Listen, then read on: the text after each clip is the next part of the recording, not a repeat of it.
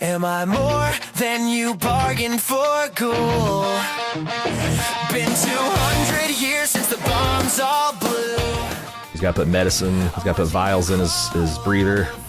Mm-hmm. He's got a nut. He's got a certain amount of nut that he has to hit every month in a wasteland to keep on ghouling, apparently.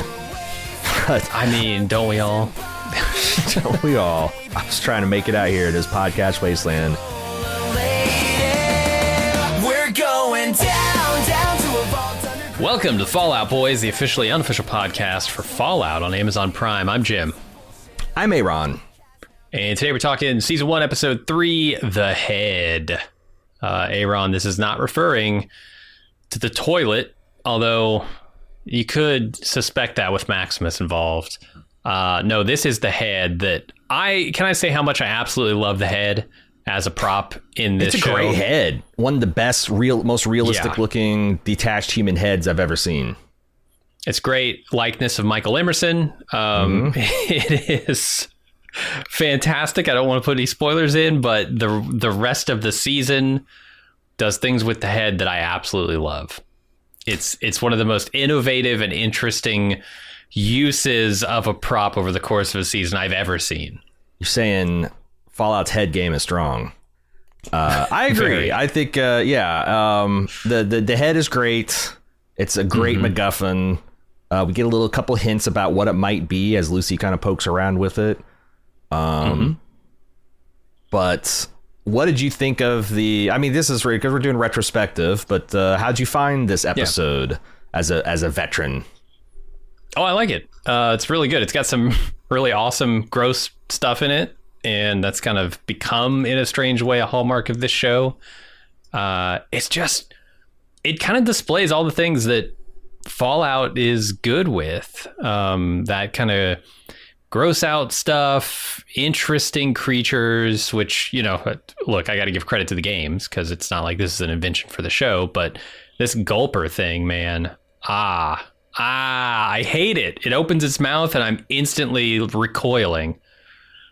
I feel like it's a genetic flaw, though, because of course it's going to die gagging. How could you not with your fingers made nothing of throats? Or wait, your throat made nothing of fingers, Like that's how humans try to puke, and it's got nothing but fingers down there. Like it's just always going to be puking. They should call it puker. The puker. I love it because you see all these different forms of intaking nutrients and creatures, right? Like I'm thinking of a whale. It's got this baleen, which just kind of filters stuff into it. That's what this feels like to me, except a way grosser version of it. It's not a filter feeding, it's finger feeding. Finger foods. Yeah. Ooh, yeah. It's good stuff. And then I'd like to see a little bit of behind the scenes, or I guess Cooper, the ghoul on the set, who is this guy? We saw him at a birthday party, and that's pretty much all we know about him. But he has clearly some involvement with Vault Tech at this point. It's exciting to see what's going on here. At his wife's behest. And, they said we get a little bit when we first met Cooper, he's just with his daughter working a birthday. Now we see the mom. It's interesting to get that backstory. And also, this is the thing, they are... I guess I didn't realize this when I was watching it casually, but they're saying that the ghoul, that Cooper, is the Vault Boy, the famous Vault Boy with the big grin and the thumb up. I think so, yeah. Well, so here's the thing. I think they make it explicit in the end credits because, I was letting it play, like I do, after I'm taking my notes, and I noticed out of corner of my eye that there's a faded Vault Boy sign that sometimes they just paste over billboards. The top layer blew off and underneath there was Walton Goggins with a thumb up. So there you go. And it's also interesting because when he sees that sign in context of the show with Lucy sees it as this positive sign of hope, and he blows a hole through a Vault Boy's head, which kind of gives you a little direction of a little hint of where things might be going with the whole Vault Tech campaign and how he feels about it 200 years later as an irradiated ghoul. And also, good deal of foreshadowing. The other big question I had at this point in time is why didn't Cooper get in a vault? He's the vault boy. He's got he was the uniform looks like that because he does. How did he get left doing birthday parties when the bombs are dropping? Yeah, I don't know. Maybe he just didn't get the word, or they didn't know. I mean, because that's what did happen to his daughter? Is his daughter out there as a ghoul somewhere? Was he racing off? Not because it was just a human survival attempt, but did he know of a location of a vault in that first episode where he could maybe scamper to? Because otherwise, he's a soldier. He knows that he's dead. Yeah. Anyway, lots of questions. Range, perhaps. Yeah, absolutely. I suppose we should probably get right into it. Let's do it. Episode 3 of Season 1 of Fallout, The Head, begins with Cooper shooting a new episode of his Cowboy series when he balks at his heroic character killing the big bad guy. The director explains it's a new direction the series has taken since the former showrunner has been fired for being a goddamn pinko commie. Then he hits on a gal at the craft services table who turns out to be his wife, Barb. Finally, we see him in present day tracking Lucy with dog meat, where he seems to suffer from some kind of breathing issue. The ghoul's got asthma, Jim. You would maybe expect that of a ghoul. I don't know. You take a look at him, you could probably say that guy's, I think he's got asthma. I bet those lungs are pretty dry. I bet that trachea is pretty scratchy. Yeah. And there's nothing to filter out the pollen in the nose region either. It just goes straight in. Oh my God. So. Yeah. But you think that the wasteland is a dry environment. Yeah. I like the pollen low, maybe dust for sure. Yeah. You got a dust allergy in the wasteland, you're going to have a bad time. Yeah. Philly had some plant life. I don't know what's up with that. This is true. So I like this scene a lot. Like I said, getting to see a little bit of Cooper's backstory here and just a hint of it. But I think it hints as to his character, which is in stark contrast to what we see 200 years later as the ghoul, right? He's almost playing the character that he'll become as the ghoul if he were to play this movie out the way the director wants him to, which is shoot this guy. He's a white hat cowboy hero, but he seems to be heading down the path of the anti-hero. And then the ghoul, if he's not a villain, at best is an anti-hero. So yeah, you're really extrapolating a trajectory from the character's path that we're seeing so far. And the director's talking about how, this is the new America that we're moving into, where you've got individual power, just a man and a gun. And we see that he's right about this is the America that we're headed into, because if the ghoul's changing in that regard, it's because America's about to change in a big way. Oh, yeah. It's interesting, too, because I got the hint that Bob might not have been a pinko commie. His name's Cadillac Bob. It sure shocked Walton Goggins, who is a veteran of war. I think his patriotism is beyond question. Yeah, and I always, in context of especially Hollywood context, when I hear showrunners and writers and, are getting smeared to communism, I think back to the McCarthy era and how, if you want to say it as a well-meaning attempt to weed America from infiltration within, if that's how you want to say it started, charitably, by the end, it certainly didn't end up that way. What's your take on that? Do you think Bob's a commie, or do you think the producers are just wanting to take this into a dark territory that he balked at, same way Cooper did? I can't be sure. It does feel like there's some level of persecution here, but whether the targets are righteous targets or not, I don't think we have enough context to really say. Right. I mean, you can look at our world and see what happened and say, well, this is all unjust, but yeah, I don't know. I don't know what's going on here. And as is during a Cold War, if there's been some kind of shooting war in recent history, you'd think that would be even a higher alert. All respect to Cooper's wife, Barb, here. I wasn't aware that there was such a thing as lavender flavor taffy, but calling that an old lady flavor is a kindness. I can't, is that a thing? Lavender? Yeah, that's how they were started their little flirtation. And of course, it's terrible. Yeah, I wouldn't want to eat it. Subtle and flirtatious. No, it's like, yeah, it's got to be like swishing a bottle of perfume around your mouth. Yeah, I'm not an herbal or a floral guy when it comes to flavors. I don't care much for gin unless you can kind of disguise the flavor of it.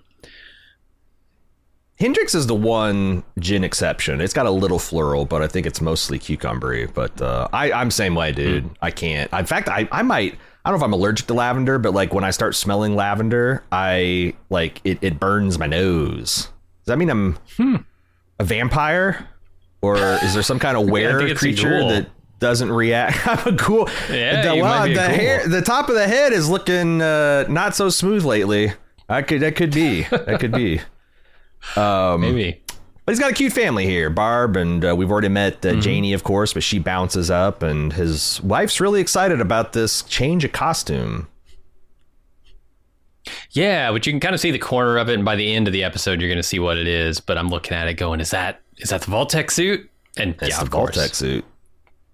I did want to point out the line here from the movie where he, says, you got ugly, strong, Feo fuerte, has dignity. Formal. I'll give you 2 out of 3, which I think is hilarious because if you look at the ghoul in modern day, he has 2 of those, ugly and strong. I don't think he has any dignity. I mean, the things he talks about having to do to survive in the wasteland, everyone on the surface has lost their dignity. Yeah.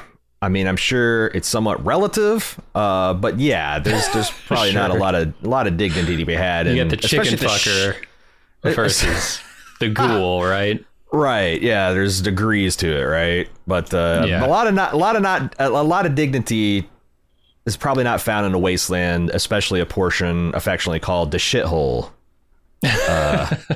which I'm guessing is that what they're tracking through this entire time. It's like an especially bad part of the wasteland, which I think is very funny because it's situated, as best I could tell, like in Hollywood proper. Oh yeah, they established that Lucy's in Hollywood Boulevard at that little oasis. So to actually call Hollywood a shithole in a Hollywood production, it's just funny. I just love it. It is very funny. Yeah, we get and he also has this inhaler he's got to hit. We'll see. Has he got a medical malady? Is this somehow related to his ghoulish condition? He already alluded that he has a giant ocean of drugs. Mm-hmm. We'll see. Yeah, is this stuff he's goes. taking the stuff that he was hooked up to in the grave? That's, you think? I mean, it's got to be, right? It's got to be. If he's like, wheezing and in a bad way, if he doesn't get it, you couldn't leave him buried there a year and expect him to not go without his medicine. So probably, yeah. That's my assumption too. So yeah, they find the headless corpse. A lot of people are going to be discovering the headless corpse this episode, and he wanders off with Dogmeat to find him. Meanwhile, our heroine Lucy ponders her head that she has of the good doctor, wondering what's so special about him. She receives a shocking hint. She also spends a lot of time thinking about her knight in shining armor that she met back in Philly, and then concerned for the head's safety, she implants a tracking bug way up his nose hole. Snug as a bug. I love how relentlessly cute she is. Even when she's sticking a tracking bug into the sinus passage of a corpse head. Looks like the mushroom cloud is smaller than your thumb, so you still have time to go to support.ballmove.com to get ad-free episodes and so much more.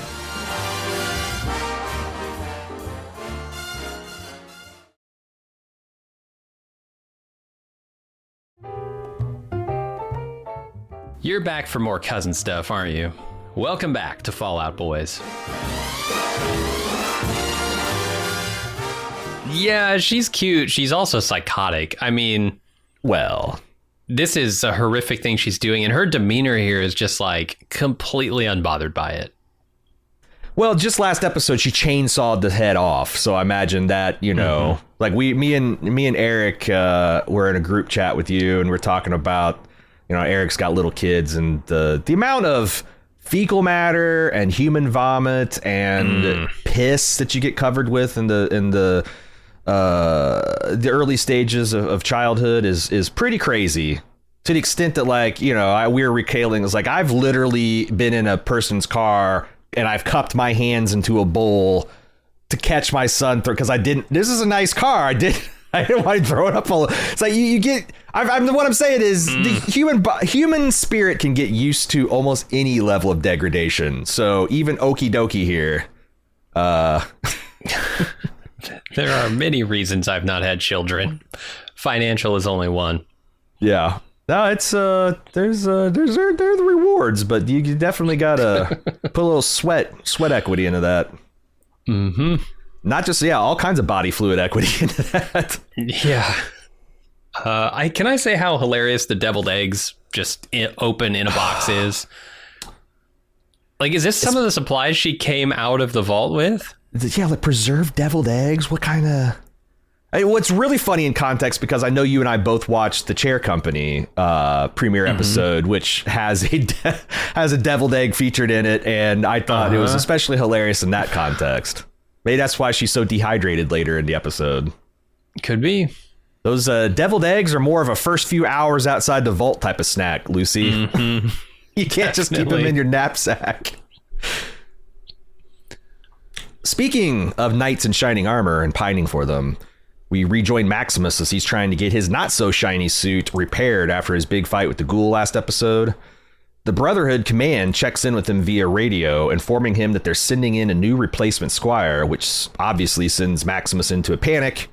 Highly motivated to get up and going again, Maximus sells his teeth for some spare parts in Philly. Gotta love dentistry. Yeah, and this is like an important, I guess, component of him usurping the identity of Titus is tearing this comms unit out, because now he's kind of on his own, and they can't. I don't know if they can track him, or they must be able to, because they airdropped the squire right on him. Yeah, I'm trying to remember if he had located or indicated his location in any way. Well, I don't remember it, so yeah, maybe they can't. And they knew he was him. going to Philly, so there's that too. But I presume that the suit would have all kinds of ways to track it. Yeah, you'd think so. But he tries to pull this Han Solo gambit, negative, large leak, very dangerous. Don't send any more squires. And I love the reply. We got plenty of squires, dude. Like they're not concerned with the death of a squire at all. Nope. Also, I thought it was really funny. This, shows the naivete of Maximus, who's not quite as naive as Lucy, or one would hope. Going to this wasteland merchant to get his, jumper cable or whatever that thing is, terminal repaired. And she wants 5 caps for it, won't flex. He goes and trades in at least one of his teeth for a cap. And then he says, I'll give you a tip if you do it fast. She literally takes her soldering iron and just taps it to the thing. All right, I'll take my bonus now. What? I mean, there's a lot of things that feel Fallout about this. Again, I haven't played Fallout, but computer role-playing game, quest-oriented stuff, and trading, bartering, getting swindled by merchants, getting sidetracked by bullshit.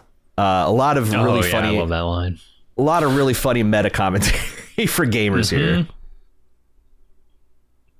Yeah, and I think I noticed it more the first time through, because now it just feels like the universe of the Fallout TV series. Right. Because that's what's defining it.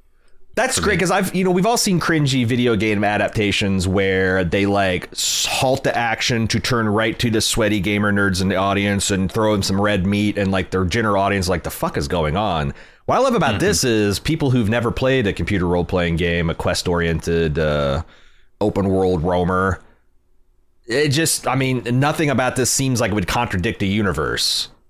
That is probably an annoying thing about the Wasteland. You can't just go to Walmart and get something. No, Walmart's only accepting caps, and all you got is teeth, and now you got to go see a dentist. But the dentist, you think he's going to do this? Yeah, it's And all you want is your spark plug. You just want your goddamn spark plug. Speaking of spare parts, Maximus returns with spare part in hand to his armor, only to find a bunch of wasteland chodes trying to steal it. They're pretty tough chodes, but with a bit of a hand from his armor, he managed victory. He can't enjoy it, though, as his new squire drops in. Concealing himself in his armor as Knight Titus, he is surprised to find his new squire, Thaddeus, one of his former tormentors, now a servant. A very servile servant, you know? This guy's drunk to Kool-Aid. Yeah, this is easily the best option. Like, who else could it have been? If it's Dane, this ends up just being a road trip. Plus, he'd have to carry all the shit because Dane's leg's fucked up. Right. If it's anybody else, we don't know them from Adam, so who gives a shit? It's got to be this guy. And it's the most interesting option because they had the biggest beef before. And I love how they get into that in this episode. Yeah. It's a pretty nice fight. I'm not surprised that Maximus is a scrapper because, like, he when he steps up to them, like, two of these guys are the size of, like, Immortan Joe's dude, you know, son, the big one, not the little shrimpy tumor looking guy, but the big one from Fury Road. These guys are huge and angry and muscular, and Maximus just steps up to him, and what's really funny, he's got Novocaine mouth. So he's like, step away from the armor. And he doesn't cut a very impressive figure, but he dispenses quite a bit of whip ass for his size. He gets overwhelmed. Like yeah. And then I love the literal knight arming scene where he's got his shield and his sword in the form of a toilet seat and a monkey wrench, and with these weapons he shall smite his foe. It's the ultimate wasteland melee loadout. Toilet seat and tongs. And I love the way this armor, like, I've seen all kinds of different armoring scenes, you know, from Warhammer to Iron Man. I like how this is like a Soviet spacesuit, or I guess a Russian spacesuit, where it just kind of like panels open at the back and you climb into it, and then it like, that seems very practical. And you know, because you couldn't do a full Iron Man thing on the battlefield. What, every time you send a private out there, you got to spend 3 minutes of things whirling around and clicking and doing all that stuff. Like, this is very rugged. A single person can get in and out of it, and it set the stakes for the fight where I'm like, well, clearly he's going to try to get thrown up against this thing, get inside it, and then start whooping ass. Kinda? Yeah, sort of. He does enough to scare him off. I love a good head crushing scene. That's like every time I see someone in power armor, I'm like counting down when someone's ripe head is going to get squashed like a melon. I will say it's also funny, you know, when Maximus sees who is his new squire, this Thaddeus guy, he tells him to wash his loin cloth or whatever, his codpiece, just like Titus did to him, to kind of, you know, humiliate him. I wasn't sure exactly how these are new orders, because I felt like his mission was already to find the relic and return it, and now it's just find the relic, return it, and kill anyone who gets in his way. Wasn't he going to do that anyway? Yeah, but I guess it's the new information is a lot of other people it's no longer like a retrieval mission. It's also got a bit of a time and a danger element that it might not have had before. I mean, obviously Wasteland's inherently dangerous, but yeah. Maybe and they also stated it. They also show the structure of this brotherhood. Like, it's almost, and I think that's something that Titus comes to grips with in this episode. The fact that, like, the way this is set up, you know, Maximus wasn't a dude that got uniquely picked on. Like, the whole system is designed to be set up like this. Like, you look at these knights that are in these towering armor, and, you know, that they've literally branding their squires, and the squire has to subsume his entire safety and being for the safety of this knight. How in the world, like, you would have to be a paragon of a knight to not start bullying and hazing, and you'd have to be an exceptionally foolhardy Squire to be like, you know what, sir, what's your face? Fuck off. Yeah, it feels like it's certainly not admonished when they do things like this, but it may even be encouraged. That's what I'm saying. But like, and even if it as soon as you wasn't, start that cycle, it's almost a guarantee that it's going to perpetuate. But try and tell that to the people who are being humiliated and tortured and picked on, right? Sure. Like they're not going to see it as like, oh yeah, it's just part of toughening me up. They're going to see it as like, fuck you guys. I feel like Maximus is starting to see it like, you know, like it is. Yeah. Like, why not fuck with your Squire? Right. He's sending him up to get an orange for him in his dead tree later on. And I don't know if he's registered it intellectually like that. To me, he's doing what was done to him. It's payback. Yes. But I'm saying in the context of the whole episode with Thaddeus's, you know, confession about that, it's like I think he's starting to get it. Mm-hmm. And he also like when Thaddeus kneels in front of him, he puts his hand over him. Like that hand is still dripping brain matter and gore. Because I was like, well, why would he think that he's going to crush his head? And it's like, because like maybe he's going to break it, but like, yeah, okay. When you see the big dripping bloody hand and the guy's crushed skull, it's like, oh yeah, and I guess, yeah, this is also something that is telling that a Squire shows up this, and it's like not out of the realm that the knight would just fucking execute him for not liking the way he looks, being too chubby, being a fly shitter. How did the old Squire die, right? You're here to replace the dead Squire. Exactly. Oh, I didn't even think about that's got to be a little bit spooky that like this guy's been out in the wasteland for a day, already gone through his Squire.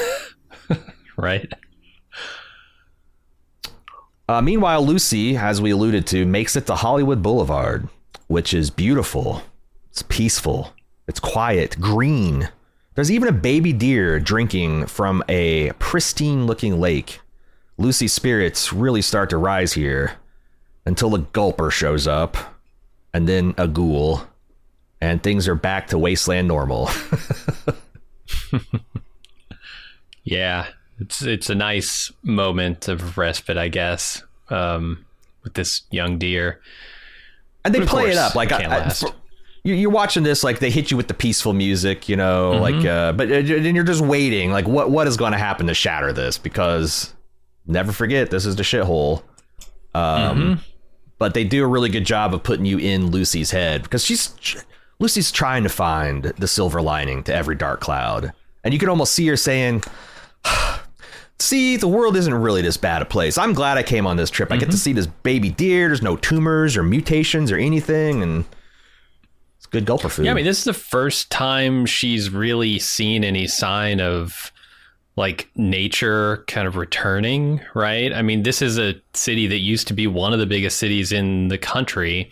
Right. And suddenly here it is. It's Chernobyl. Got vegetation. It's got a pristine lake. It's got flora and fauna, all the above. And if you look at this in comparison to some of the shots that we saw before with her like cresting over the hill, and then it's another expanse of wasteland, nothing there, right? This is kind of a moment that says, oh, maybe things can be okay. But the oasis turns out to be a mirage. I will say, as a video game player, if I was in this world and I came across a place like this and there was no people, I'd be like, why don't people live here?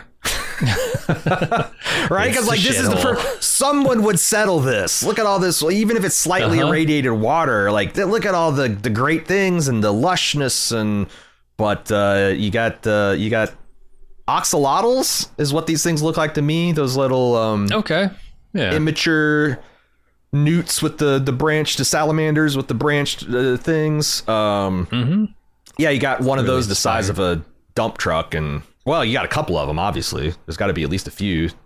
Or how did the one get there? Most likely, yeah. But you know, Lucy verifies that the tracker still works in the water. She's about to go jump in herself when the ghoul stops by and sees a pile of, what do you call that? Gulper shit, I guess. It looked like some skulls. Real mess. Norm faces the music in front of the council back in Vault 33 for aiding his sister out of the complex. For punishment, he is assigned to feed and care for the surviving raiders the vault is currently housing. Which is interesting because this is the first time I'm like, oh, right, there's raiders. And these are like good. These are like the Federation. These are good. This is Captain Picard and Enterprise. They're not going to summarily execute or kill him to the last man. Yeah, I guess I assume they all ran out, but I guess some of them were incapacitated or knocked out or something and left behind by the rest of the group. So makes sense. Yeah. I do want to know what the Overseer here thinks this is going to accomplish in regards to Norm, to assign him to prisoner duty. It seems punitive. Like this guy's essentially bragging to the dean of the university. What are you going to do?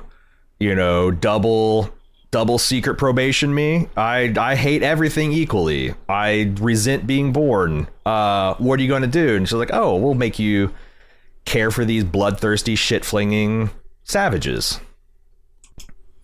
Yeah, I guess Norm is the Judd Nelson of this particular breakfast club. You just can't punish him hard enough to set him straight.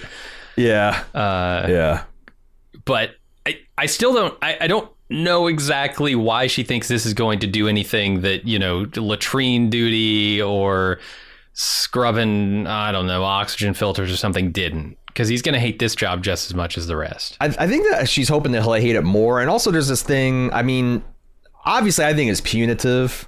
But you can also see that she's, well, because the thing that provoked this was Norm being like, hey, I'm just wondering, do we just punish, you know, I'm glad we punish people to break the rules. That's a good thing. But do we just do that to vault dwellers? Or how about the people that murder vault dwellers? And she pointedly then goes to this assignment. I think the cover is like, well, maybe you'll get some empathy. You'll see how wretched these people are.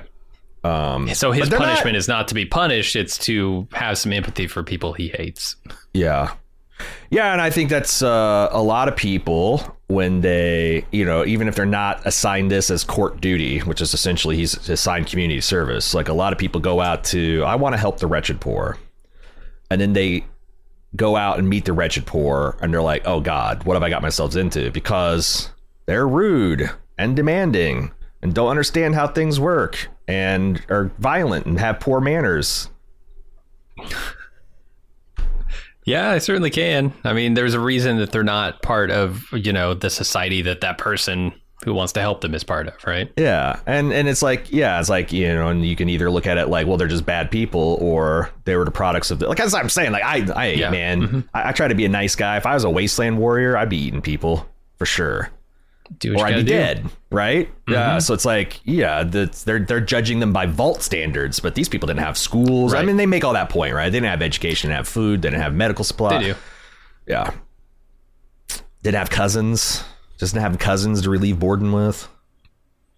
Well, let's not dwell on that too much. I think you could go dark places with the wasteland. We find out that like all the vaults, I don't know, they showed this shot of a triangle with 33, 32, and 31, which stronger together. Yeah. I mean, we kind of already knew-ish that these are like a cluster of vaults that communicate to each other and trade. There's a community people, of them. right? Mm-hmm. You wonder why. I don't know that's new information, but they really hit it hard. They show you a poster close up. Well, it's like, you know, we debate stuff like this on an Apple TV show, Silo. That's another great. If you're looking for another Vault Dweller show, check out Silo. But I think it's a little bit of a revelation that, like, okay, not all the vaults are connected. This is like a triplet. Are all the vaults set up like this way? Yeah. If they are set up this way and are stronger together, why do they have such formal separation?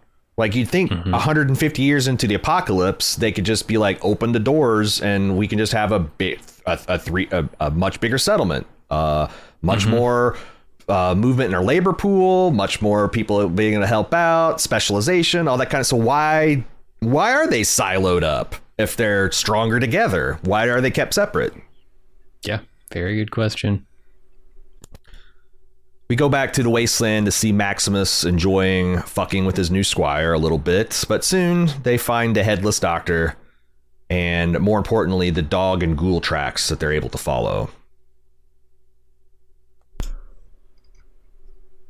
Yeah, he's still torturing him, you know.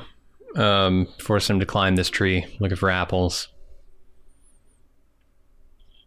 I find it funny too because we know he can't eat in front of this guy. Like he can't take his helmet. He can't open his faceplate because he'll reveal who he is. So he's really just doing this apple thing to torture him. And I was kind of wondering, like, is it part of the culture that the Brotherhood don't take their armor off out in the field?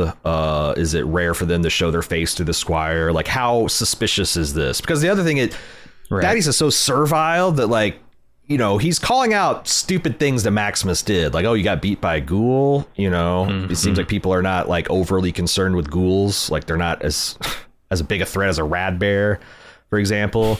But then, like, without Maximus even have to coming up with an explanation for like, oh yeah, how did that happen?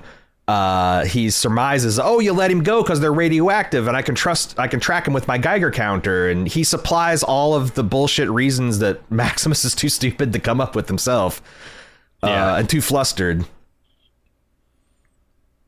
And that's the other thing is, like, we kind of knew this from last episode, but Lucy's still thinking about Maximus here.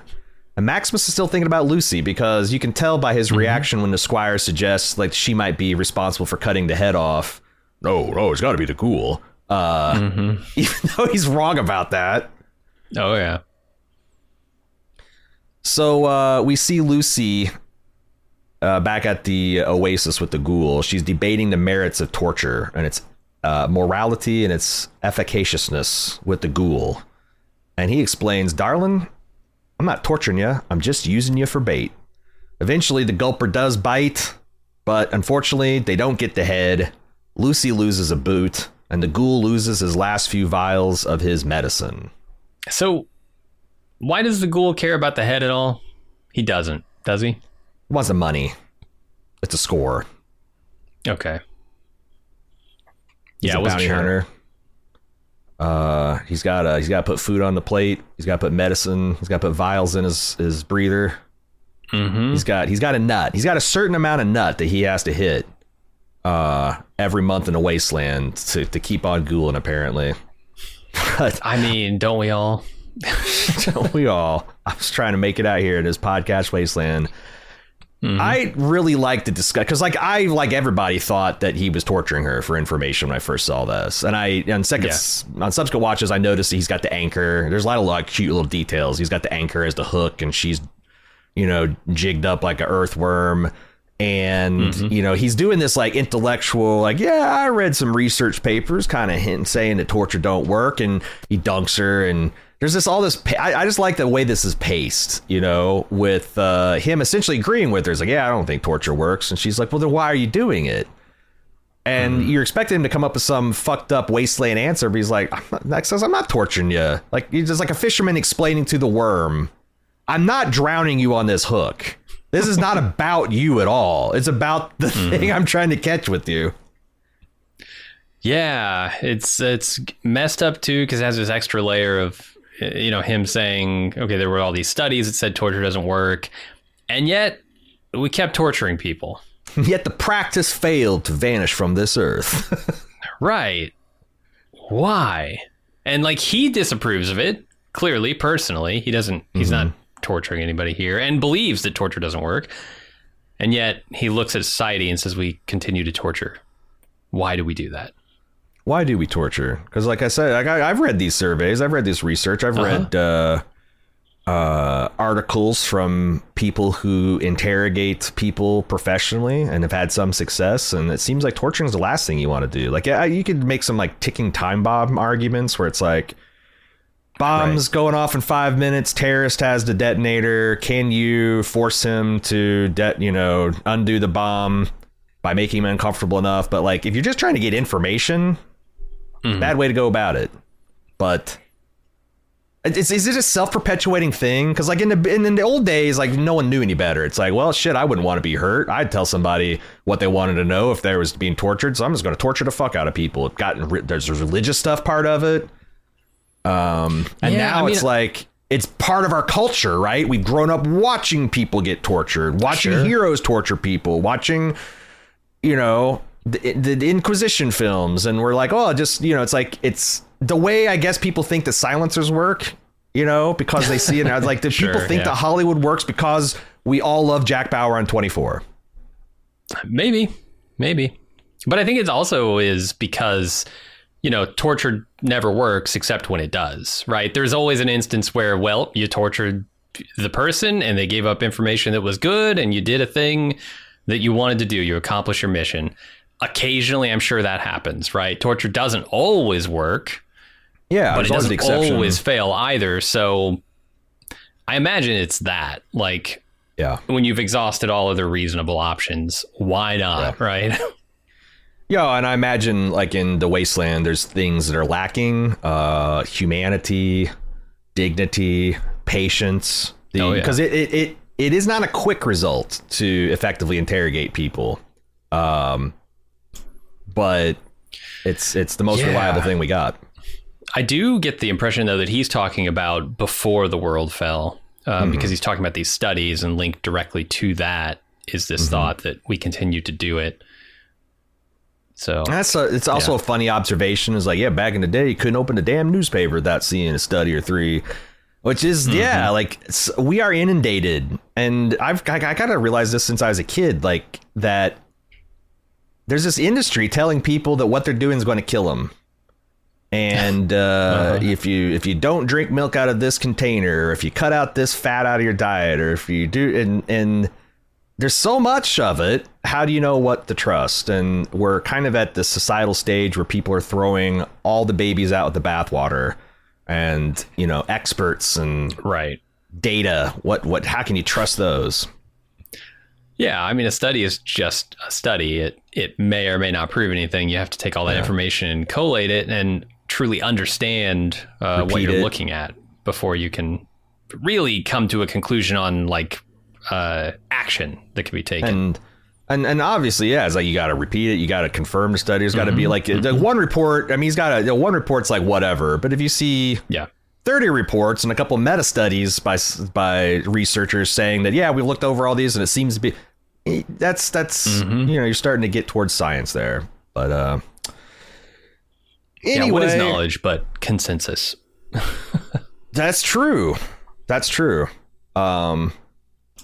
you're not saying truth based on reality. You're not saying truth. It's a distinction between truth and knowledge, right? Yeah, knowledge is based on consensus, and hopefully, if you've got a good epistemology, it's going to lead you to truth. But so Maximus gets to know his squire a little better, while his squire does some routine maintenance, refilling his Gatorade bottle and whatnot. I was a shitter. You still are a shitter, man. You're still a shitter. It's funny because that's how he opens, and it's like, well, I was a shitter. Like, oh, I used to be in, and like the way he just matter of fact, like, oh yeah, I lived on a fly farm. They fed me. I shit. The flies came. They processed the flies into protein, and then he says, "That's why I'm so fat." Which I wouldn't even call this guy chubby, but it's kind of like by Wasteland standards, you know. You've seen those pictures, like, where they go back through the late 1800s, like the freak shows, and it's like, world's fattest man. The guy's like 250 pounds, maybe. Oh boy. Like, I weigh more than him after the average game day on Sunday. Like, our standards have slipped a bit, is what I'm saying. But there's a lot of information here revealed about, you know, why Maximus was tortured by the other kids, I'm going to call them, in the barracks. You know, it's weird because Thaddeus thinks Maximus was a good guy. He just was a convenient target to get the other guys off his back. And so you can feel bad, I guess, for both of them in this scene. It does a lot to really temper my feelings on Thaddeus.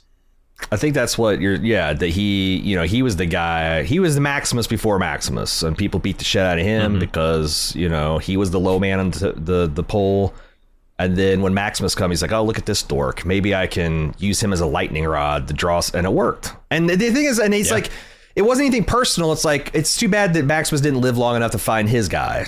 You know, because like, yeah, we have fun beating the shit out of him for a while, and then a new person will come along. Well, I'll beat the shit out of him. Like, it's not, you know, it's like it's hazing. It's paying your dues, making your bones, right? Nothing personal, right? But also, like, this, it seems like a real Lord of the Flies situation. These boys just thrown into a big pile and said to work it out. And if that's the case, would you say Thaddeus would be the Lord of the Flies? As shitter, former I suppose shitter? so. Yeah. If he's directing all the animosity, yeah. Back in Vault 33, they're publicly debating what to do with the Raider prisoners. There's a bit of a power struggle between the council. Things become quite a bit more urgent in the discussion when they discover publicly that their water system has been destroyed, giving them at most 2 months to live. Yeah, that's a shocking revelation. I don't know what that does to this society. Dying of water, not good. Can they go to 32 and maybe grab theirs? You know, Vault 32 is...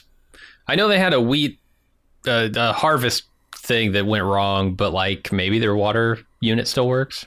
Yeah, the corn went bad. Maybe their water's still good. Yes, I mean, the funny thing about this is, if you know anything about Fallout, is I believe half the games are started by the water reclamation system breaking and your character being drawing straws, or because you're the bravest guy, whatever, thrown outside the vault and be like, go get us a water chip, bring it back. So I thought that was really funny. And also, like, I just love this whole debate because it's very... like, every once in a while there's a thread on r/communism on Reddit. It's like, what's your job going to be in the communist commune? And it's like, well, I'm going to teach Marxist theory. I'm going to help people. I'm going to help people gather herbs for medicine. And no one's ever like, I'm going to dig the shit trench. Yeah, I know someone's got to do it. It's got to be me. These guys are volunteering. Like, what can I do to help these prisoners? I'll teach them Shakespeare. Oh, I think that's too advanced for them. They need a solid framework in philosophy. I'm going to start them on Kant. And it's like, what the fuck are you talking about? These people need to be taught how to bathe, clothe, and feed. And you guys are not starting off with a common foundation here. Yeah, absolutely. I will say I'll stand up and volunteer to be the shitter. No problem. I don't. What are they trying to say with that?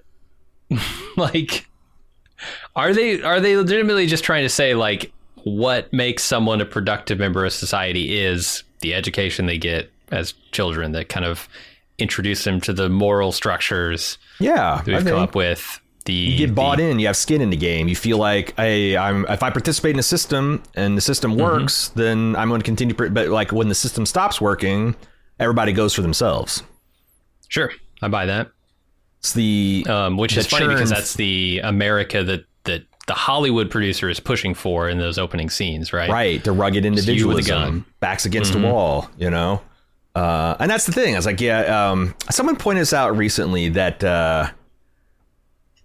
You know, a lot of people say that. It's like, oh, you got to be strong. You got to do this. You got to do that. But like, as humans, we're not nearly the strongest species on this planet. We're not the most deadly. We're not the most capable of violence. Our superpower is cooperation and our big brains. So it's like, I always get a little skeptical when people want to start saying like, oh, we need to rugged individualism. It's like, why? To be subsistence farmers? To be like raiders or... you know, hunter-gatherers? Like, no, I want to build spaceships and shit, man. You can't do that as a rugged individualist, no matter how much Musk wants to. Or you can't even listen to this podcast as a rugged individualist. Like, good luck making your own iPhone or Android phone or something. Like, it's just not possible. Yeah. Create the internet from scratch. Well, yeah. That's by necessity. You need other people for that. So I also thought is interesting because they talk about the golden rule, right? There's golden rule. Norm here is advocating for, what would you call this? The shit tarnish rule, that like, because it's like do unto others as you would have them do unto he's advocating for do unto others as they would do unto us, which is a subtle distinction. But important. Time for an ad break. You've got two choices to avoid them. Vault Text Plan D, or go to support.baldmove.com to get an ad-free episode.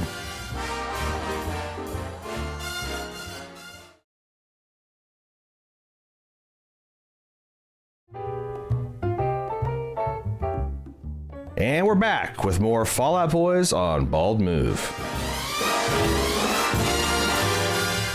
Yeah, I think it's a big distinction, especially when you're the one judging what the others would do to you, you know, because you can have some pretty bad ideas about other people's motivations. Yeah. And I love that, you know, there's this power struggle that the real counselor is done, the vault head, Lucy's father is gone.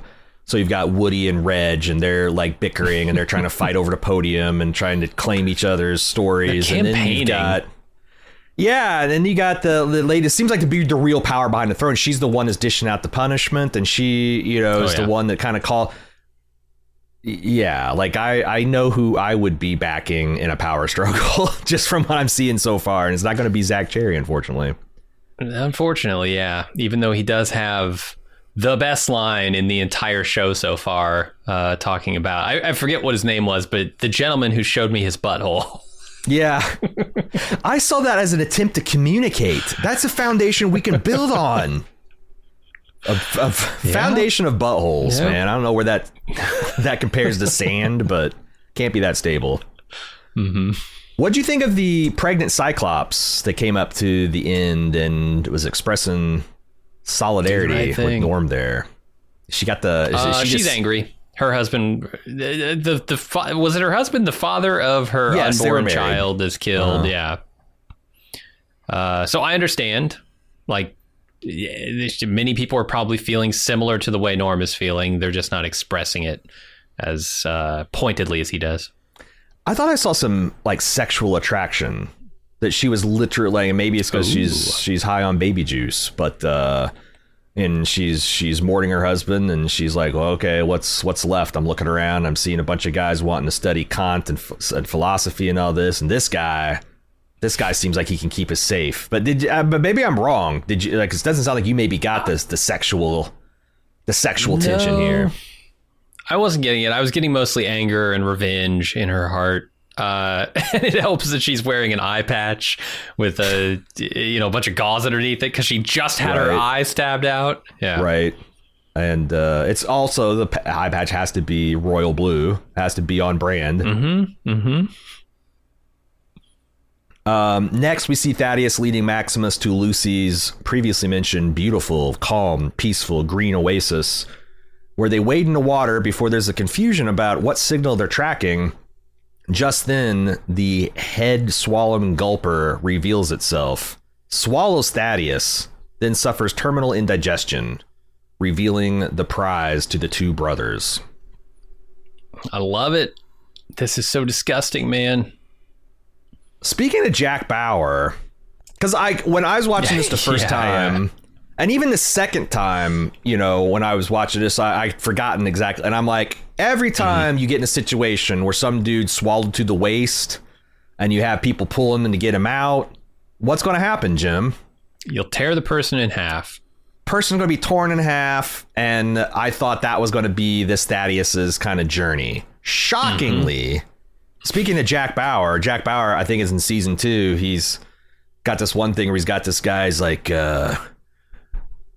know what I'm going to do to you? And the guy's like, no, what? He's like, I'm going to take this towel. I'm going to twist it up into like a horn. I'm going to shove it down your throat. And you're going to be so surprised at how far I can get this down to your throat. And I'm going to let it get all caught up in your digestive system. And I'm going to rip it out. The ghoul, I mean, Maximus pretty much Jack Bauered this guy with Thaddeus as the towel. Oh, yeah. Turned him inside out. I guess, like, butthole the throat. Like, it's the full digestive tract here. It's disgusting. Yeah, it completely. I was in Dick's the other day, and I was going through the can, and I there's the hunting aisles adjacent. We're getting ready to deer season. There's this tool called Butt Out, And it was this barbed, what I can only describe as a barbed butt plug with a handle on it. And the picture of it had a actual picture of a deer with its tail turned to and its white tail, and the butt plug came out of, or was inserted into that cardboard, and that's how they're hanging on the shelf. I'm like, so that makes sense, right? You're trying to clean and dress this thing, and you want a way to get all the guts out. So I guess you just shove it up there, and then that's what's the directions on the back said. I was curious. You just shove it up there, twist and pull, and that's stab, twist and rip. Yeah, I guess that makes Thaddeus a barbed butt plug, which might be better than a sweat towel. I don't know. But I don't like either. Thaddeus is a lot more down for this life than Maximus ever was, right? Like, he's scared. Seems like it. But he volunteers to meet that gulper head on without any real question. And then, unlike Maximus, just sits there with his thumb up his ass.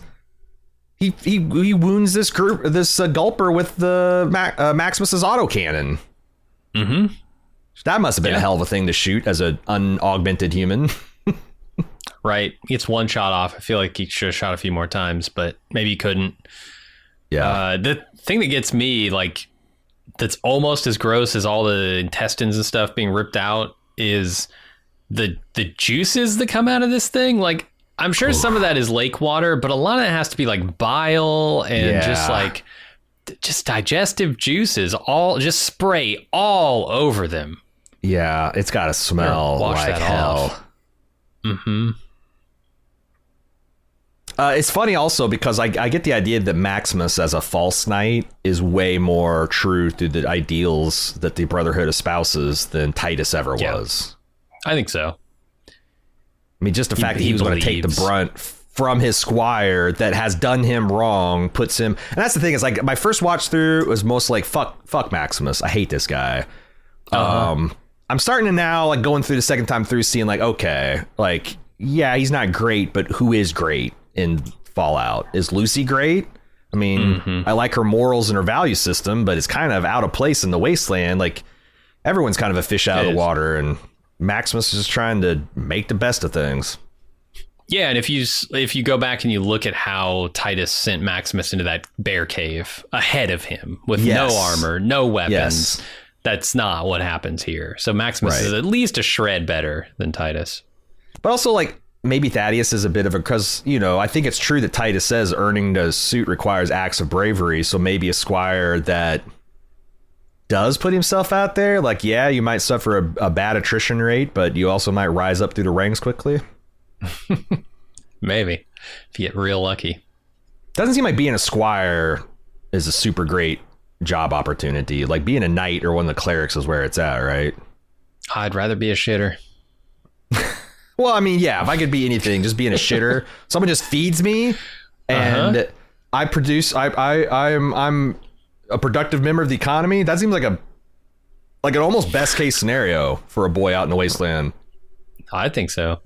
I wonder what my question is. How did that go wrong? Did the fly farm get raided? He got constipated. Is there a scene where like he crawls out from a steel outhouse and there's as a small boy and there's a Brotherhood soldier there looking over the wreckage and he gets like, that's a good job. Why'd you leave that for the Brotherhood, man? I don't know. He wanted something more out of life. I wonder what fly protein tastes like. Can't say that I've ever tried to taste a fly. I'm sure it's happened.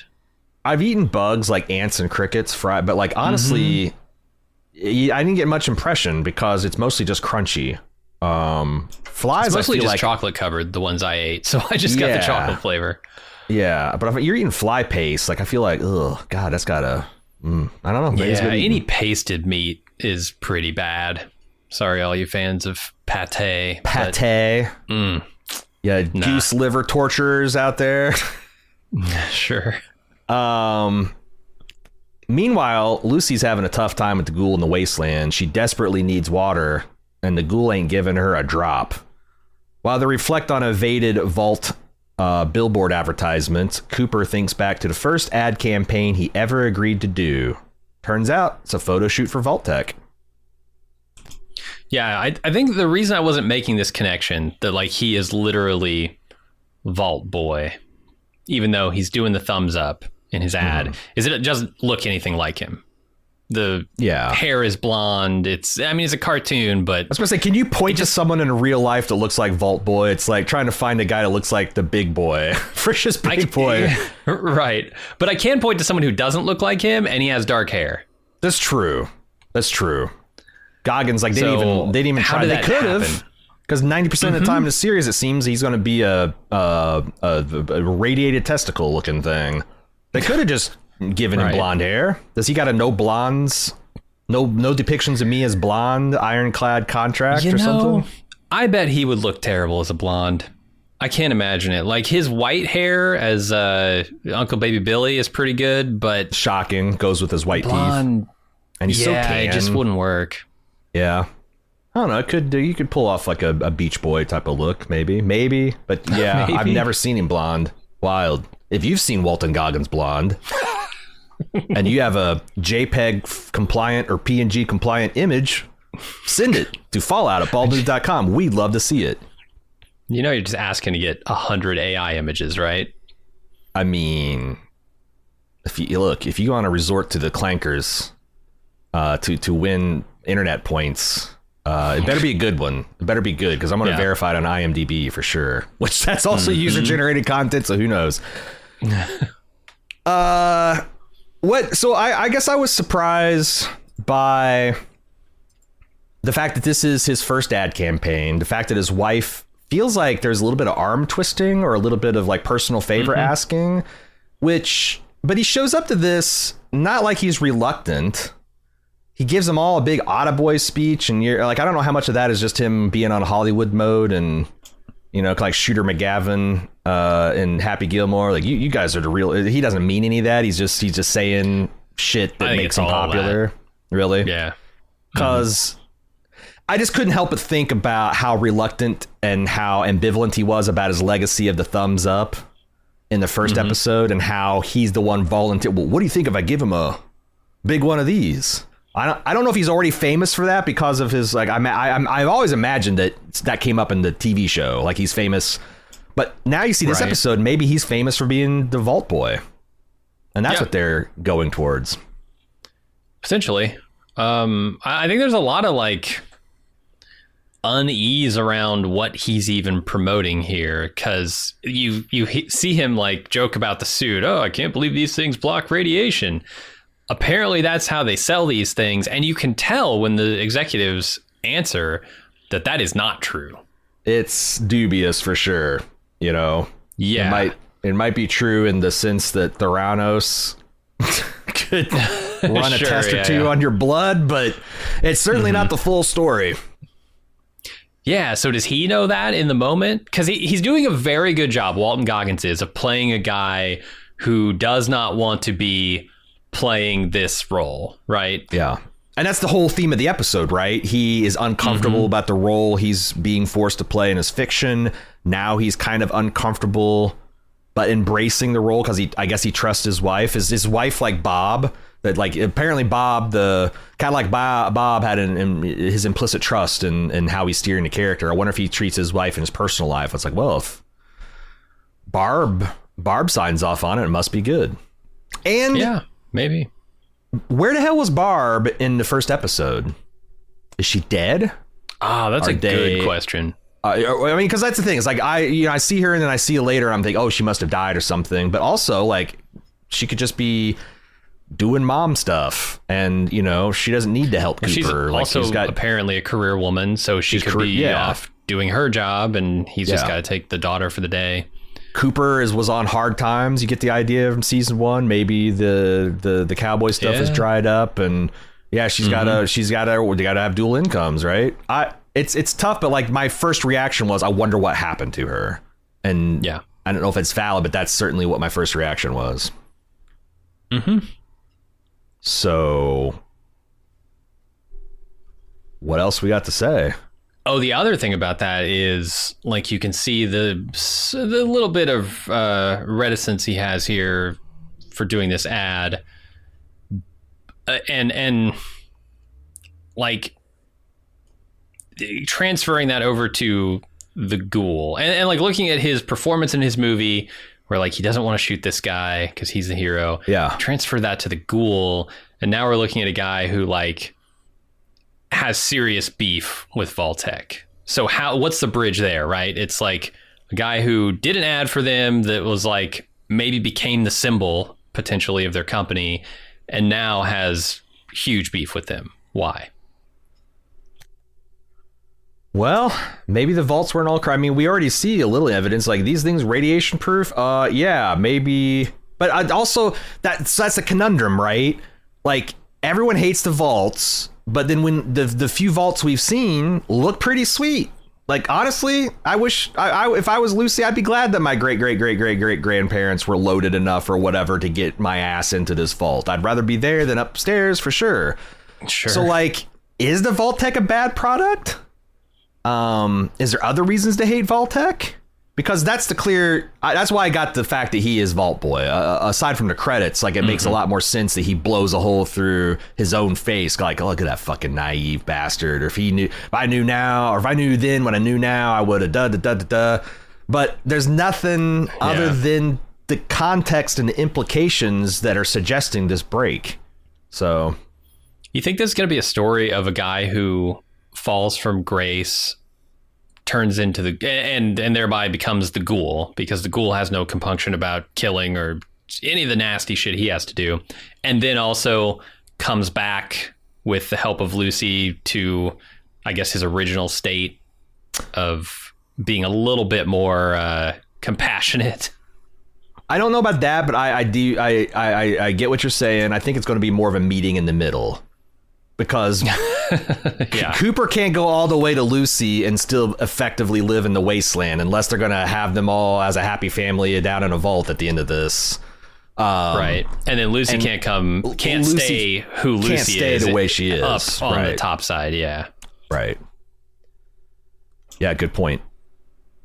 This is the point of the podcast where we tell you that you can send us feedback at fallout@baldmove.com, and you can also support us if you don't want to listen to ads, and if you want to get some great extra content. We do weekly bonus shows and off the clock and first run movies, monthly live watches with our audience. It's a lot of cool stuff, and most importantly, it keeps me and Jim in our ghoul medicine and in a clean drinking water supply, so we can keep doing these here podcasts. Support.baldmove.com.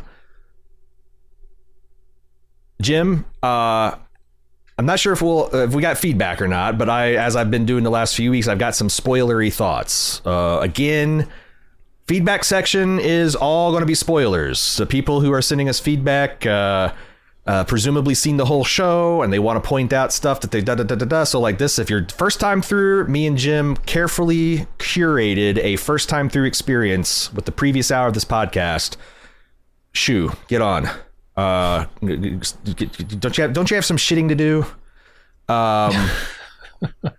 One thing because like I'm really realizing, because I've seen the whole series and I've almost seen the whole series again. I didn't have quite because you get in the middle of the season and they're like these snappy 40-minute episodes that just really cruise, and then they start getting long again. So I've got like 2 more episodes to go, but I've got a pretty good idea. It's amazing going through the show and seeing how kind of on the nose some of the lyrics of the songs that they've chosen. For example, Lucy's walking alone. She's got the head by the hair. They got this kind of 4-long song called Maybe. And it's talks about like maybe all these things again. And one of the lines says, maybe the one who is waiting for you will prove untrue. Then what will you do? Impossible to hear that line and not think of the situation with her dad at the end of this season. Yeah. It's that's a pretty choice selection. Yeah, and that's the one that's like I felt was very subtle. I mean, this is one of those episodes where like, there's not a lot of like big things to point towards in the future. I mean, obviously we know what the ghoul deal is, we know what the medicine is, right. Although I guess the big question is, whoever is holding the ghoul in the underground hostage, must have hated him real bad and been incredibly well healed. If he could keep this ghoul in ghoul medicine all year long, just to dig him up once a year to torture him. Yeah. Yeah, that's a real vendetta. But yeah, how far? I don't think we meet that guy. I got all the way through. No. I finished it up this okay, you're all the morning. way through. Cool. So you're totally refreshed. Is there anything Yes. that you want to point out before? Yeah, there's a bunch of like small things and maybe some bigger picture things I would like to talk about. Let's do it. So when Maximus tears the comms out of his suit, of his T60 or whatever, that it's funny because that'll come to bite him later on. Like once he reveals himself to Thaddeus like locks him in his suit, Right. and steals the power core so he can't get out. And he's got no comms anyway, even if he could power the thing or had any power left on backup.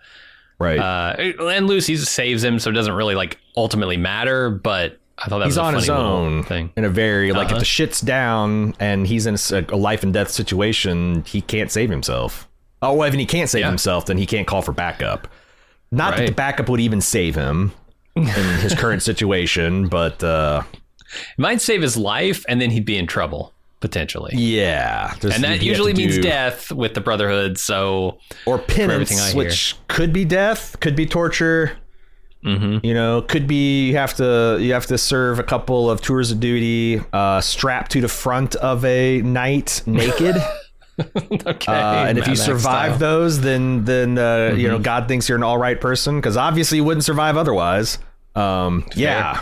And the other thing is, well, just this is the first big hint about what the thing is that Lucy probes it and it shocks her, implying that it is inherently an energetic source, and something so small, like if that's like a capacitor, you would think that being embedded into a human head is dead for several days, it wouldn't do anything, but it gives her a pretty good shock, enough to make her yelp.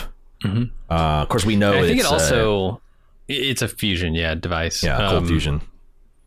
It also serves as a reason that she can't just carry the chip itself around, I guess. Oh yeah, she has to carry it in the head. It's an insulator.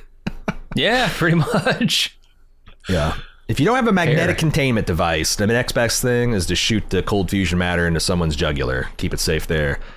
Absolutely. But I was looking through some older threads, you know, because there's a Fallout TV subreddit, there's some forum, and there's contemporary articles written about this show, and it seems like there was already people cottoning on to it was an energy source, because like what else could it be? Like it's the people were suggesting it was a medicine, you know.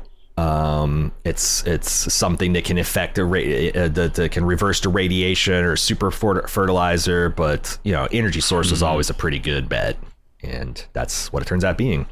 But it's also that's not the point. That's not the big mystery of the show, BT dubs. You know, the big mystery of the show is, you know, what's going on with Hank, what's going on with Vault 33. And what's the power structure? Yeah, and then, you know, the person we thought is a bad guy, maybe not the bad guy. I'm curious in that regard. Like they show that triangle of 33, 32, and 31. So we've seen into, by the end of the season, 32, because Norm goes in there and it's just a brain in a jar and a bunch of stored executives from Vault-Tec, implying that 31 32 is the one was destroyed. 31 is where all the... Is that is 31 where they're being stored? When things look glum, vote 31. So I think 31 implies. Well, I think this implies that like you were asking in the main podcast, is this a structure that exists across the board? These trifectas of things. I think yes, almost. Certainly. Oh, really?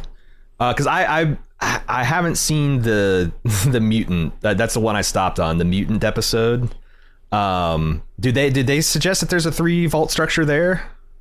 You know, where they've got no, but if you're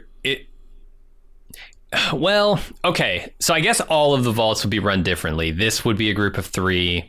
This is actually starting to make more sense. So in this big meeting that they have where they're planning the end of the world, essentially, they decide that we're all going to get our own vaults and we can run them however we want. So I guess this is the one where whoever was in charge, these Vault-Tec execs, decided to run it as a trifecta of vaults. with this system. And I've been looking more into the lore because I guess so Fallout was a franchise that got bought out by Bethesda. And before it got bought out, which I think is around Fallout 4, the original creators had some developer notes about where they thought this was all going, what they thought all these vaults meant and all that. But there's a big debate that is Bethesda going to, because now that they got control, are they going to honor that original idea? Or so it's like, I don't know, it's still, to my mind, everything's very mysterious, even in the game series of what the hell is the vault all about. And there's so many varieties and so many fucked up variations and so many that have failed that it's a very interesting question. Yeah, I wonder if the games get to the point that the show has gotten to already with the behind the scenes in Vault-Tec. I bet some of them. But again, there's no, as a lot of the purists that are kind of butthurt about the show will point out, there's no reason that Joy and Nolan have to follow the lore, strictly speaking, up to this. I don't consider this canon to the video games. I don't consider the video games canon to the TV show. Yeah. But I don't have a problem with that because to me, I think Fallout's a great setting. It's not necessarily a story like a to B to C to D to E story. It's just it's a setting where adventures can happen, and the fact that they happen on both coasts and they're kind of anthology, and there's no I think that's what is the canon vault dweller? Well, it definitely feels like they're gonna tell that story. They're going to tell what is canon for their own show as far as the full lore behind how do these vaults get made, who made them, who runs them, all of that stuff. They're getting to it, even in this first season. Another small, but I thought interesting potential detail here is you asked you gotta pay the dentist, right? The dentist who takes your teeth out in exchange of them for caps. They got to get something. I'm wondering if they're getting teeth because I was just thinking later, when I said that's a stupid question, right? It's like, was the junkyard guy get, what do you got to pay the junkyard guy to give your car to him at the junkyard?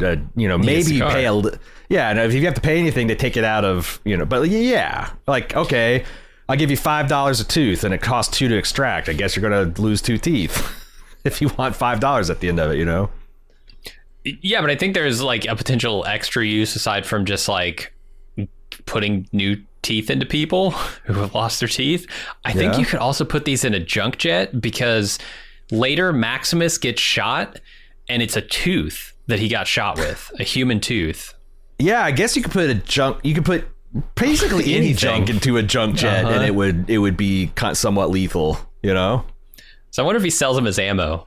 I mean, he probably sells them to whoever wants them. Yeah, I imagine you want to come in, get a tooth put in, fine, but you could also just stick it in a gun.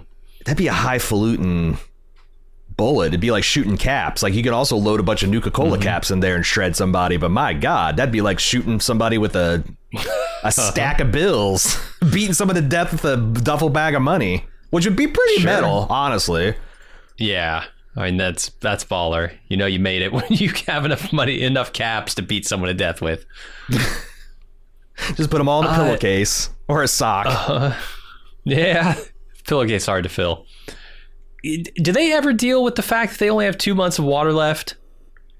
Because I have not seen a damn thing that mentioned that. And granted, I was I don't think there's that many watching these things, but I don't think there's that many days to elapse, and it's still something that but they have the big vote. They don't even mention it. They're not concerned with it at all. They're just sending people to other vaults and no. Well, I haven't finished the series, so I imagine it hasn't been resolved. So it's either going to be it could be that maybe that is it Betty that's from 31? I forget the councilwoman that's Deadpool's roommate. But it could be that once they vote 31, she could maybe the chip is destroyed, but she's got an infinite supply of chips so she can go get from Vault 31 or whatever. Maybe that's why they perpetuate the people from 31 when things are glum vote 31. They can fix their problems because they fucking can, because they're the source of all your problems too. Potentially, yeah. But yeah, I don't know. I just know that there's a sense of optimism, a fresh optimism after the election, and Reg and Woody are defeated. Yeah, Yeah, I don't know. I think there's like some bigger picture stuff, I guess. Like this idea that we talked about where, the show seems to be saying that education and integration into society is the thing that keeps people civil, and from being, essentially everybody for themselves. But I'm not sure. Does the rest of the season undercut that message? Because they're going for something where like the evil overlords who are structuring this system are evil, right? Like they might believe that they're trying to save the world, but what they're really doing is shaping the world to their own particular vision of what it should be. Yeah, I'm not sure I'd say evil, but amoral for certain. Seeking, because that's I haven't caught up, but like my remembrance of last episode, and I'll have by the time I record the next one, I'll have the whole series rewatched. But my implication is like that this was all about money. This was all about competition and trying to establish a monopoly, and the ultimate monopoly is, I guess, selling vaults in a world that is going to be doomed. And there was hints that maybe that they're pushing like Vault Tech would, as nuclear tensions rise, their stock does too, so they've got no incentive to cool. I thought it's that, but it's like, is that evil, or is that just the same kind of evil that like slashing a rainforest to graze cattle on? Or I mean, they're definitely evil by the end. They actually drop the bombs themselves. Because I guess what I'm saying, are they evil? Like they're doing that just because they're malicious people, or is it? And I know I'm splitting fine hairs, but is it? Well, in their mind, like the ghoul says, no good villain thinks they're the villain. Thinks they're evil. So these people would justify it as like, well, the world is about to go to hell. We have a solution for that. Let's just go ahead and get it over with. It's the same AI accelerationist bullshit that we're seeing from all the tech bros in our industries right now. Right. And that's like such a fine distinction that I, like, from the outside, am comfortable calling these people villains. Yeah, okay. These people are evil. But they certainly wouldn't view it that way.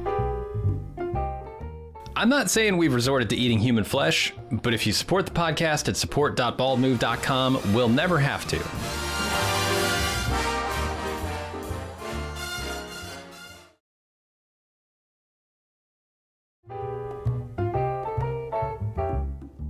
We're back with more Tales from the Wasteland with the Fallout Boys. Jim, do we have any feedback this week? Yeah, we got quite a bit of it. Awesome. We'll start off with Colin, who says, in the video game, going all the way back to Fallout 1 in the mid-90s, there was always an opening monologue that began, "War. War never changes." And it was always Ron Perlman who said it. My biggest disappointment in the series was when we finally hear the line, "It isn't Ron Perlman who delivers it," which in my mind is a real missed opportunity. Yeah. I could see that. I wonder if, because like why would Ron Perlman not do that? Like, it's not like he's afraid of genre work. Was he just like, did they just not think about it, or did I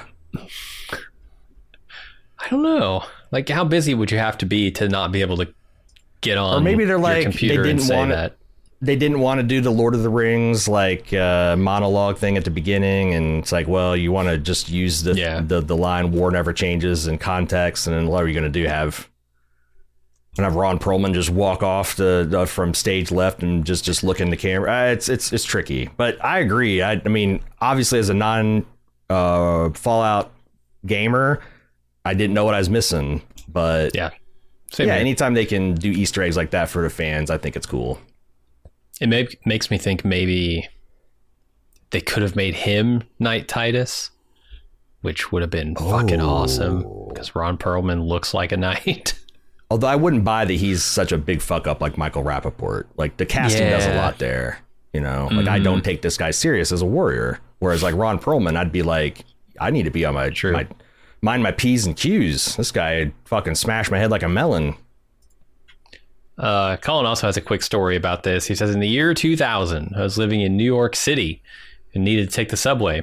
I was at the West 4th Street stop on the ACE platform, and standing there in a matching Hawaiian shirt with his son was Ron Perlman.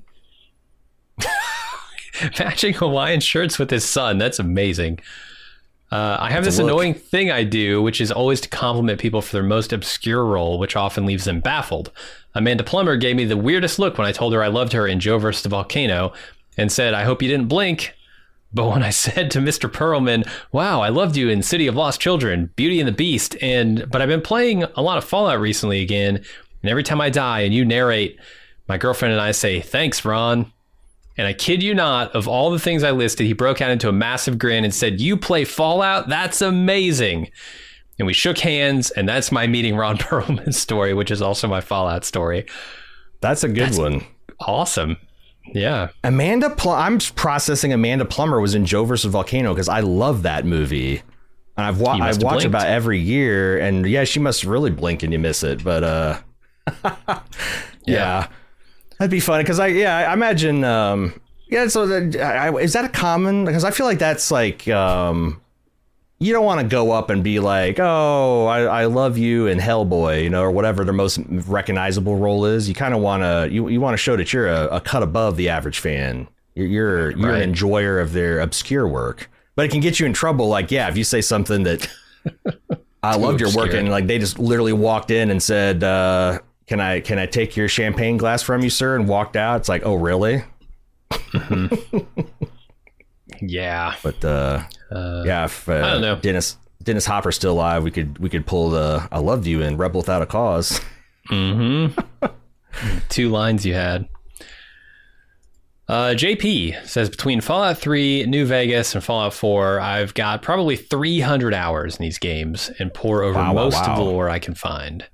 In the games, there are at least 118 vaults, and a whole lot of them vary from unethical social experiments to very unethical biological experiments. Some highlights. I really like these. Vault 108. The power systems were designed to fail after 20 years. Weird medical experimentation began after that and resulted in the entire place being filled with clones, all named Gary. Okay. Weird.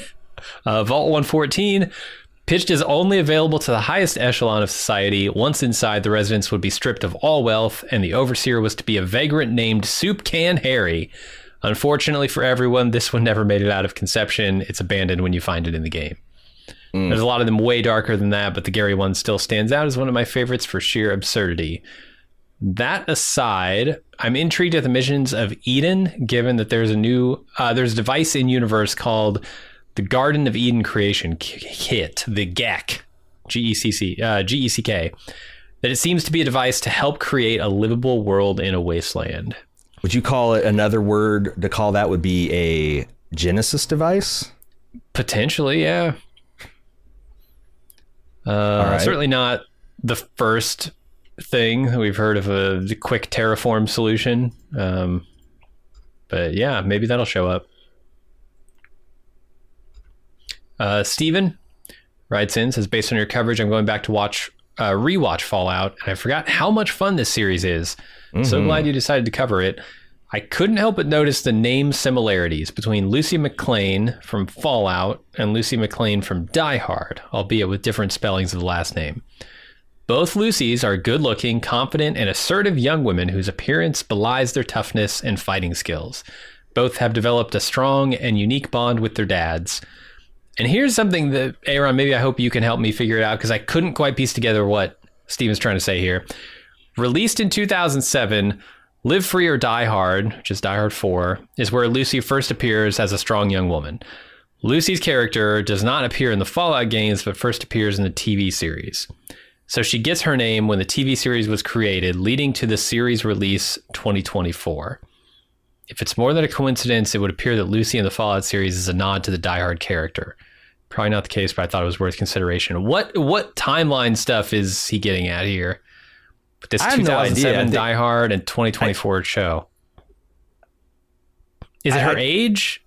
I don't. Something- I honestly, I'm drawing a blank here. Unless he's, I think he's just saying it's an interesting coincidence that you've got two Lucy McLeans that are broadly, you know. And again, this is a late stage Die Hard, right? This is not the classic era where he starts having sons and daughters, and he's no longer grouse about his wife. It's his kids. Yeah. Oh, it's Mary Elizabeth Winstead. I forgot that about the. So, okay. I think it's just like, maybe it's just if you're naming a person, or like, we need a plucky, resourceful, a woman type of thing, then you go, it'd be like it's a stealthier way of like calling somebody Ripley, Ellen Ripley. You know, you can't get away with that. Everybody'd know it, but like Lucy McLean, that's a deep cut. Yeah. Maybe. All right. Adam says, I thought I'd explain caps a bit. The first game introduced caps as fiat currency backed by water via the merchants in the hub. By the second game, there are more currencies that have been developed to take over for the caps that are minted by the various factions or new governmental powers, eventually including NCR dollars, Legion denarii, and company scrip from specific mines. Even though the games were moving away from caps as a primary currency as governments were getting restarted, when Bethesda took over, they decided marketing and vibes were more important than narrative and made them the default currency everywhere. Interesting. It feels like it's like, okay, so it's real world. The problem with caps is, I mean, it's like the reason there's, oh God. If anyone ever starts raving about the gold standard, you can safely ignore everything that they say about economics, because they're just in a desperate attempt to rediscover the late 19th, early 20th century with the ensuing financial chaos and bank runs that went with it. But like, that's the idea. It's like, so bottle caps, and they're set to a water value. That makes sense if the people could control the supply of caps. But like, what happens if some wastelander goes to some abandoned salt mine and there's 1 million cases of Nuka-Cola, and now just 1 million new caps flooded the market? Like, you don't have a federal reserve that is like setting interest rates and trying to keep inflation and all that. Like, how the fuck does that work? It's the same way. It's like, you know, it's a great problem if you're an old kingdom and you found a gold mine, but also if you flood the market if you flood the market with gold, then the gold's going to be worth less. It's like, economics are tricky. So maybe that's just do bottle caps and don't think too hard about it, because like, you can also hire PhD in economics and have them set up some kind of system like they got EVE Online. And what fun is that game? I've heard it's like piloting a spreadsheet. So, but Nuka-Cola caps, no problems with that monetary system. I mean, they're not wrong. Like, you know, going from Fallout 1 and 2, which were fairly forgettable is too strong of a word, but they weren't extremely popular games. And then going into Fallout 3, 4, New Vegas, they became more popular. And I think part of it is due to that marketing stuff. Like, it's a fairly compelling, just fun thing to have, you know, bottle caps stand in as currency. Everybody knows Nuka-Cola. Everybody knows Pip-Boy. Everybody knows the Vault Boy. It is. Hey man, marketing is a lot. It's it's kind of out of control, but like you got to have someone to tell you got to have some way to tell people about your awesome thing, or they're never going to buy it. So, right. So Mo writes in and says, longtime fan, happy to see you covering Fallout, one of my favorite shows last year. As someone who has played Fallout 3 and 4 for hundreds of hours, again, man, there are literally dozens of them out there. I watched the show twice. I still don't really understand who the Enclave are or what Siggy Wilzig was up to over there. I know they explained that Vault-Tec was working on cold fusion before the bombs dropped, and Moldaver or Siggy got their hands on it, but we don't know how. I guess Moldaver told him about the vaults? Maybe more will be explained next season, given that they have not explained how she's still alive after 200 years. I'd love to know your thoughts. I think they have indirectly told us how she's still alive. She's got to have been in cryo for some portion of that. But not it wouldn't seem under Vault Tech unless there's a lot more crazy shit of kayfabe. Potentially because she sold the tech to them, right? Her fusion tech, is that right? Right. Oh. So she might have gotten a special place in the vaults and then eventually... It seemed like they were more antagonistic than that. And again, unless this was all controlled opposition. But also, yeah, but maybe... it was kind of underground, though, right? It's like my impression. Oh, yeah, and I bet that there was sympathy people on the inside. Well, I mean, we already know, like Cooper was inside the Vault Tech family and ended up being a spy / traitor, whatever. So I could see, some people who are hedging their bets on Vault Tech helped her out to be like, maybe we need to have a counter. But it's just, because the Vault 31 situation is unique. This is a Vault Tech thing that's created by the management, and it's the management, and, everything was planned on this, and they have a robot to take care of them. Like, how does the Moldaver, and, when does she get up? And, she doesn't seem like she's aged since she was running around with Lucy's mom, or even since the pre-war. So, like, she hasn't been spending a lot of time out of cryo, or maybe she's like a ghoul. Maybe who knows? Because we know that's the other thing is like you don't. The video game ghouls are fundamentally different than the show ghouls. It seems like, but it does seem like something that they're playing with Thaddeus is that you don't necessarily look like a ghoul if you're a ghoul. The ghoul is the accumulated damage that you acquire, and you just don't ever die. So, but like how would she not get damaged doing the life she's living? She's led a cushy life over there in the new California Republic.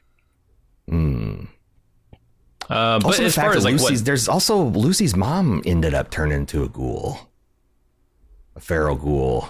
How did that happen? She didn't die in the bombs. She lived to become a ghoul. Interesting. Oh, I guess you kind of. I'm not sure really what the question is about what Wilzig and the Enclave are up to. Like they're reintroducing cold fusion, right? But they don't want to, like, right? They don't. It doesn't seem like it seems like what it is like Moldaver wants the people to have this power, and all the other factions want it for themselves. Like the Enclave wants it for dominance. The Steel Brotherhood wants it for dominance. So Moldaver is the only one that's like fighting for the common man, but that could also be bullshit. Like I keep on reminding myself that like all those late second season revelations, like I felt radically different about Cooper's wife in the beginning of the episode season than I did at the end of the episode. So it's like, we don't know enough. It could be that like Moldaver is kind of fucked up too. And like Lucy and Maximus are the point in the middle that are the opposite of crazy's crazy. They're right in the middle. I don't know what they're going with that. Yeah, we'll see. All right. And finally, we got Michael who says, "Hey guys, I'm pumped about you covering this awesome show. And I started playing Fallout 4 again. Let me just say it's one of the best games I've ever played. Aaron says he prefers first person shooters, but the cool thing is you can totally play the game that way. You can freely switch from first to third person, or vice versa, I assume. You could play it like COD if you prefer. There's base building elements on consoles and PC. Plus, you can use mods to enhance the game and do really cool stuff. Just wanted to spread the love I have for the game and the show as well. I haven't jumped into Fallout 76 because it's an online game and I prefer playing alone, but Fallout 4 is absolutely one of the GOATs of gaming, in my opinion. Does that make you more excited? Well, I mean, I don't like... It's rare that I put in 100 hours into a video game lately, because I've got the whole bald move thing that I'm running. But I don't know. My son's playing it. I think it would be. I tell you what, it's something that we did around The Last of Us, as we had a little corresponding play through the game, kind of like maybe since season 2 we could start you and me could do a co-op Fallout experience where we play bad guy Vault Boy or whatever, and we'll do we 100 just sessions, an hour each. Well, I'm just thinking, it's just like, however, like we would just like, play for an hour or two each week. And then, it's like and maybe we give like a 30-second recap right before the feedback to kind of like generate interest into it / we got our own story going on. I don't know. It's a pretty usually big check you're writing there for our asses to cash. I know, but we usually have a pretty good time with that type of video game stuff, and it does. It's a way to extend the experience. I don't know. Just thinking out loud here, but otherwise, I just my son tells me what's going on in the wasteland. Yeah, nice. That's it. That's all we got. Also, everyone says that about those type of games, like, Knights of the Old Republic, but I find that all those games that are based on like a D20 system, you just can't escape it. It's like in Call of Duty, you can't hit tab and come up with a targeting system and see that you got a 59% chance of shooting this guy in the dick.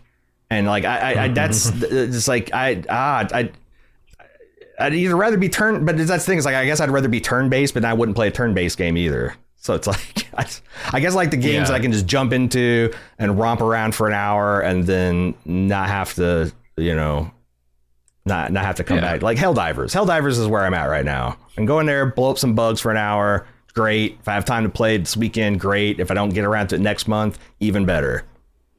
It's a sad state. Sad state, 49-year-old gamer. It can happen to you, kids. It will happen to you, kids. It's like a little imprisoning, I think, to have those systems tacked onto an FPS, because with an FPS, I'm used to being as skilled as I can possibly be. Right. Like I level up at my own pace. Yes. So if I get better at the game and you are holding me back because my percentage to hit is only 43%, but I could target this thing with 80% accuracy on my own, I get frustrated.